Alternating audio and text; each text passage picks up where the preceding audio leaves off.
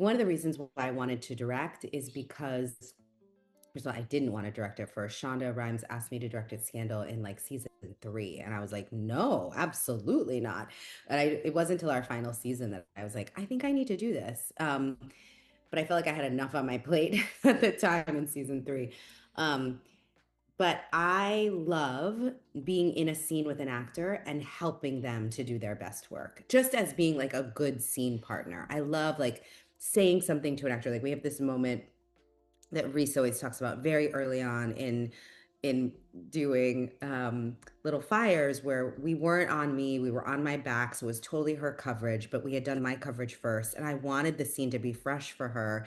And so as we're doing the scene, I like completely changed a line, maybe threw in a couple F-bombs, like just totally caught her off guard. And it was, of course, the best take and the one that's in the show because she was really listening and like living that moment for the first time.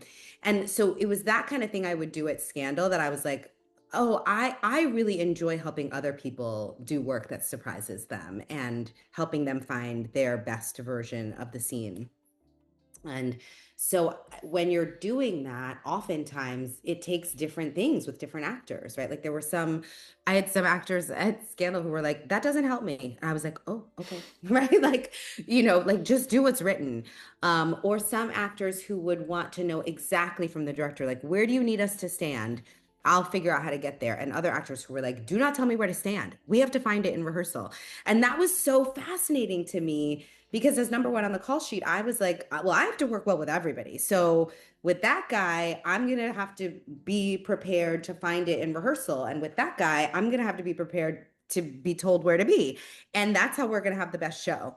And so I really enjoy working with different actors and I think I've also learned how to take care of myself that if somebody else's process is not what's best for me because I enjoy being flexible and fluid and I think in some ways it helps me be reactive and listen and find things for the first time because I'm like, well, it's gonna be different this time. It just keeps me on my toes. But if I do feel like somebody's process gets in the way of my process, then I have to again be like moment to moment honest with myself to be like, great, I know you're one of those actors who can like be laughing about a joke 1 second and in the scene the next. I'm not.